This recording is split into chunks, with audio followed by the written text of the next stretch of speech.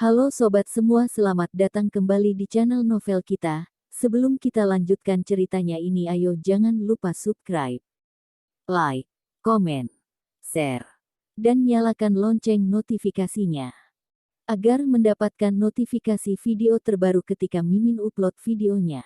Istri yang dimanja, bab 283. Selamat anak ini perempuan.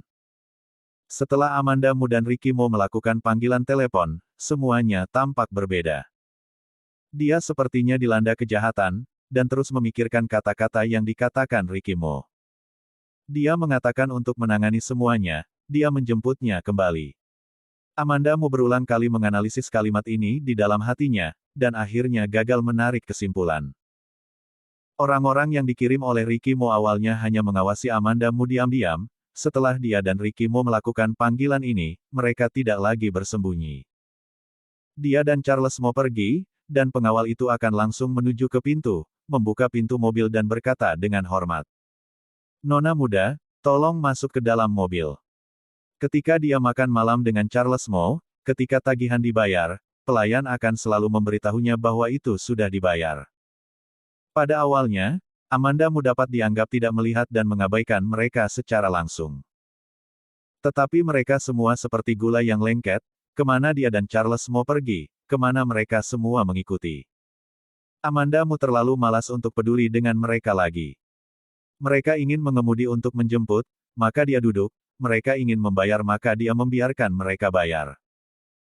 Sampai pada suatu hari, Amanda Mu baru mendapati bahwa dia sudah tinggal di rumah yang mereka atur, baru mengetahui bahwa dia telah jatuh ke dalam perangkap Ricky Mo lagi. Amanda Mu berdiri di aula, terganggu oleh hatinya yang lembut. Suara pelayan itu berbunyi. "Nona muda, apakah kamu merasa rumah ini masih belum memuaskan?" Charles Mo datang dari samping. "Aku pikir ini sudah cukup, Kak Amanda, bagaimana menurutmu?" "Kamu pikir juga begitu?" Amanda Mu tidak bermaksud mengatakan lebih banyak, berbalik dan berjalan ke atas. Amanda Mu baru saja kembali ke kamar dan menerima telepon dari Lucy Sen. Setelah mendengarkan komentar Amanda Mu baru-baru ini, Lucy Sen sangat setuju. "Awalnya, kamu akan segera melahirkan, dan bos besar merawat kamu itu sudah seharusnya. Lagi pula, itu adalah benih yang ditaburnya, kenapa hanya kamu yang bekerja keras?" Amanda Mu sedikit tertawa. Pada akhirnya, Lucy Sen bertanya kepadanya, "Bagaimana menurutmu? Bos besar itu berkata bahwa dia akan datang menjemputmu ketika saatnya tiba. Apakah kamu ingin mengikutinya kembali?" Amanda Mu memikirkannya dan berkata, "Aku tidak tahu. Dia benar-benar tidak tahu sekarang." Lucy Sen sangat tajam. "Kamu bilang, aku tidak tahu, kamu ragu-ragu, dan ragu-ragu berarti ingin kembali dengan bos besar." Kata-kata Lucy Sen membuat Amanda Mu sadar. Ternyata di alam bawah sadarnya, dia masih ingin kembali ke kota J. Amanda Mu tetap diam untuk waktu yang lama dan berkata, "Aku akan membicarakannya nanti. Jika tidak memahami sesuatu, tinggalkan saja untuk saat ini." Amanda Mu sekali lagi menjalani kehidupan yang dia miliki ketika dia berada di kota J. Ada pengawal saat bepergian, dan sekelompok pembantu rumah tangga. Namun, tidak ada yang membatasi kebebasan pribadinya. Itu sangat tenang dan damai di bulan Juli. Pada hari pertama bulan Juli, cuaca sangat buruk. Cuaca telah suram sejak pagi, seperti badai. Tetapi sampai tengah hari, hujan tidak turun, dan langit masih suram dan mengganggu. Sepanjang pagi, Amanda Mu sangat mudah tersinggung di hatinya, dan dia melakukan apapun tidak lancar. Charles Mo menemukan keganjilannya dan bertanya, "Kak Amanda, apakah kamu tidak nyaman?" Amanda Mu mengerutkan kening dan menggelengkan kepalanya. "Tidak ada, itu hanya sedikit mengganggu." Charles Mo membawanya di sofa dan duduk. "Ayo main game. Ini adalah game puzzle yang baru saja dirilis baru-baru ini. Aku pikir ini cukup menyenangkan.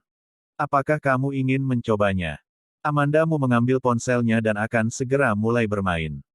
Tiba-tiba bunyi guntur di luar, diikuti hujan lebat.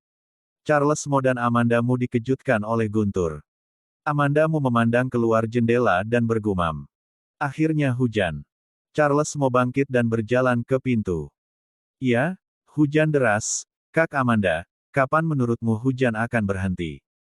Suara itu keluar dan tidak ada tanggapan dari orang di belakangnya. Charles mau melihat ke belakang dengan curiga. Kak Amanda, kamu. Ketika dia berbalik, dia melihat bahwa Amandamu telah menyusut dan pingsan di sofa, tangan putihnya mencengkeram kain sofa dengan erat, dan seluruh orang tampak sangat sakit. Charles mau wajahnya berubah dan berlari dengan cepat. Kak Amanda, ada apa denganmu?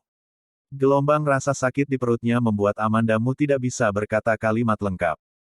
Aku akan melahirkan, melahirkan. Charles mau mengulangi kata-katanya, juga sedikit bingung.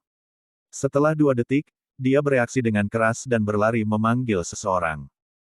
Tolong, Kak Amanda akan segera melahirkan. Karena Amandamu mendekati tanggal jatuh tempo. Ada dokter yang siaga di rumah, dan tidak ada kekurangan pengawal dan pelayan, dan rumah sakit untuk melahirkan juga telah dipilih di awal waktu. Charles mau memanggil seseorang dan mereka membantu Amandamu masuk ke mobil dan pergi ke rumah sakit. Hujan masih turun, semakin besar dan semakin besar. Amandamu berkeringat kesakitan, meraih tangan Charles Mo, dan menahan rasa sakit dan berkata, "Ponsel." Charles Mo segera datang, cepat-cepat mengeluarkan teleponnya dan mengeluarkan telepon Ricky Mo. Tapi Ricky Mo tidak menjawab telepon. Charles Mo menoleh untuk melihat Amandamu, merasa cemas. Kakak sepupu, cepat jawab teleponnya. Wajah Amandamu memutih dan menggigit bibirnya untuk menunggu panggilan untuk terhubung, tetapi telepon berdering sampai secara otomatis menutup telepon dan tidak diangkat. Charles mau berbicara untuk menghiburnya. Kakak sepupu mungkin baru saja ada urusan, jadi tidak mendengarnya. Aku akan menelepon yang lagi. Amandamu sangat sakit pada titik ini sehingga dia tidak memiliki kekuatan untuk berbicara, dan hanya menjawab dengan nada napas. Charles mau menelepon lagi di depannya, tetapi tidak ada yang menjawab. Pada saat ini, mobil berhenti di pintu rumah sakit.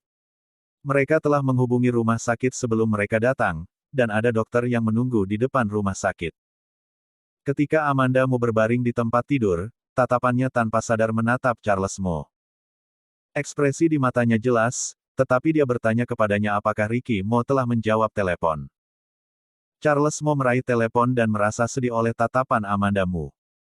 Betapa dia berharap Ricky Mo dapat menjawab telepon saat ini, tetapi dia menelepon beberapa kali berturut-turut, dan tidak ada yang menjawab telepon. Sampai Amandamu didorong ke ruang operasi, Ricky Mo tidak menjawab telepon. Rencana sebelumnya adalah melahirkan normal, fisik dan kondisi Amandamu cocok dengan kelahiran normal. Amandamu juga telah mendengar tentang betapa menyakitkannya melahirkan normal, tetapi ketika dia benar-benar berbaring di meja operasi, dia benar-benar merasakan rasa sakit. Rasa sakit itu membuatnya merasa tidak ingin melahirkan. Semangat ayo, lebih keras lagi, itu sudah keluar. Dokter mendorongnya. Tunggu sebentar. Tulang Amandamu sangat menyakitkan sehingga seperti patah. Akhirnya pada saat ini, dia mendengar suara dokter sambil tersenyum. Bayinya baik, itu perempuan, selamat. Segera setelah itu, anak itu menangis, dengan sangat keras. Dokter membawa anak itu kepadanya. Lihatlah bayinya. Bersambung. Titik.